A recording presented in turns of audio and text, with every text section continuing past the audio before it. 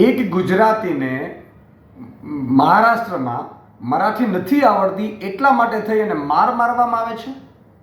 ભાજપના રાજમાં ગુજરાતીઓને માર પડશે. ગુજરાતીઓ ગુજરાતી નથી મતલબ મરાઠી નથી બોલી શકતા તો ત્યાંના ગુંડાઓ, ભાજપા સપોર્ટેડ ગુંડાઓ અને ભાજપાના સરકારમાં ગુજરાતીઓ ઉપર અત્યાચાર થઈ રહ્યો છે મહારાષ્ટ્રમાં, અને મુખ્યમંત્રી પણ બોલતા નથી કશું. એક ગુજરાત સરકારનું કોઈનું નિવેદન નથી આવતું. એટલું જ નહીં, મહારાષ્ટ્રીનો હોવા છતાં CR પાટીલને ગુજરાતે અપનાવ્યા છે. આ ગુજરાત મોટા દિલનો છે. ગુજરાતીઓ ખૂબ પ્રેમ કરે છે બધાને. મહારાષ્ટ્રનો હોવા છતાં CR પાટીલ છે ને અહીંયા સાંસદ બનાવ્યું છે ગુજરાતે. અહીંયા પ્રદેશ અધ્યક્ષ તમે બન્યા છો ભાજપના ગુજરાતમાં રહીને, છતાંય તમે કોઈ ગુજરાતીઓ પર અત્યાચાર થશે તમારી સરકારમાં કોઈ બોલશે નહીં.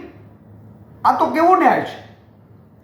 આને કડકમાં કડક જો સજા ભાજપ સરકાર નહીં કરે અને ભાજપના અહીંના મંત્રીને ભાજપના પ્રદેશ અધ્યક્ષ નિવેદન નહીં આપે આ મામલામાં, તો એ માની લેવામાં આવે છે કે ભાજપ સરકાર છે ગુજરાતીઓની વિરોધી છે.